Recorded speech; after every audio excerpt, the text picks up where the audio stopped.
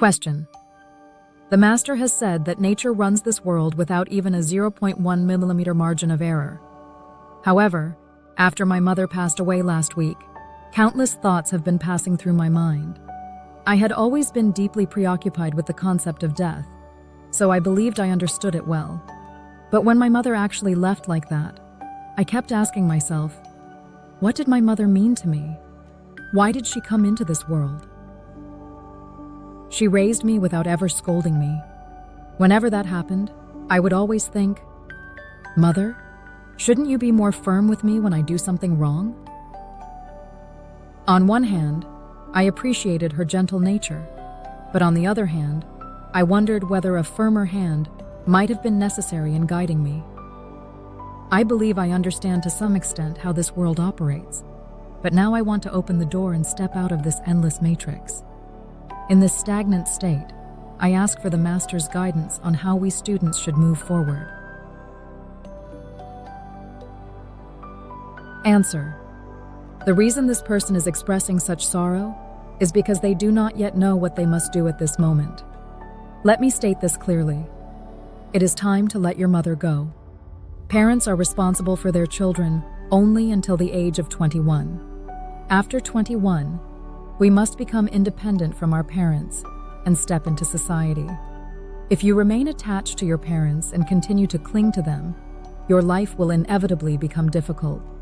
We come into this world through the 2-year law and grow under protection during our youth.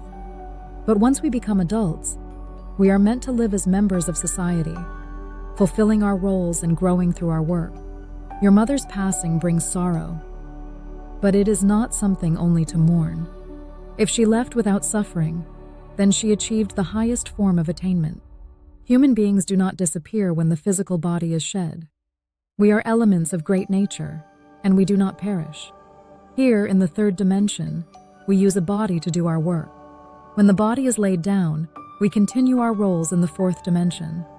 And through reincarnation, we return to an improved world to take on new missions. If our parents spent their lives working and sacrificing for society, then their merit will certainly return to them. What was lacking was a fully awakened being capable of governing those merits.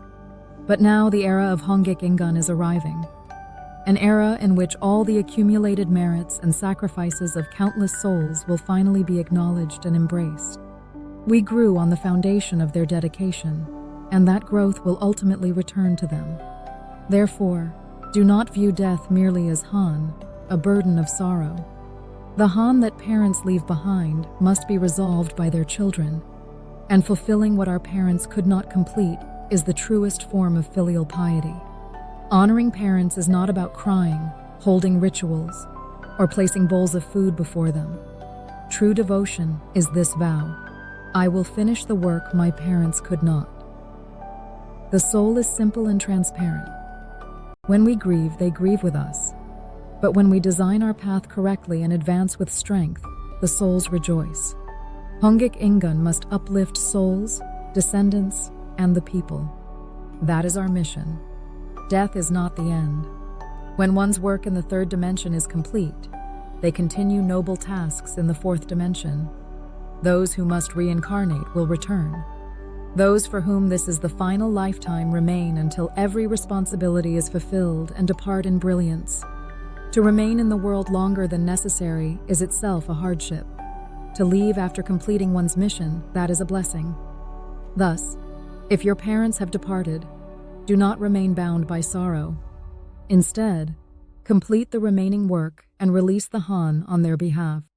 Allow them to leave without worry by dedicating yourself to right study, right understanding, and continued growth.